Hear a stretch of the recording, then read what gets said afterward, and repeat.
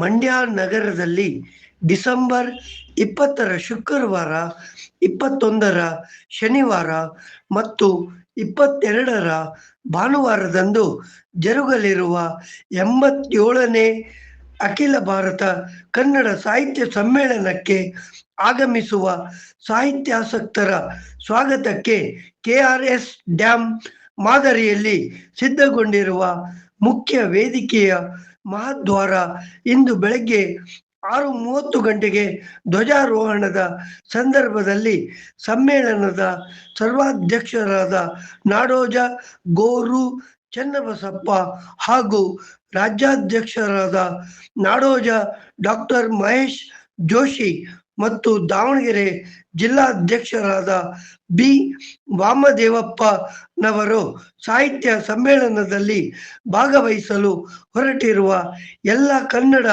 ಮನಗಳಿಗೂ ಅಭಿನಂದನೆಗಳು ಹಾಗೂ ತಾಯಿ ಭುವನೇಶ್ವರಿಯ ಆಶೀರ್ವಾದದಿಂದ ಸಮ್ಮೇಳನ ಸಕಲ ರೀತಿಯಲ್ಲೂ ಯಶಸ್ವಿ ಆಗಲೆಂದು ಹಾರೈಸೋಣ.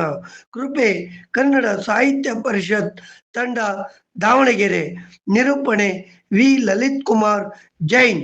ನಮಸ್ಕಾರ.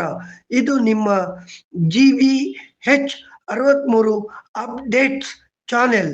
ದಯಮಾಡಿ ಸಬ್ಸ್ಕ್ರೈಬ್ ಮಾಡಿ, ಶೇರ್ ಮಾಡಿ. ಧನ್ಯವಾದಗಳು.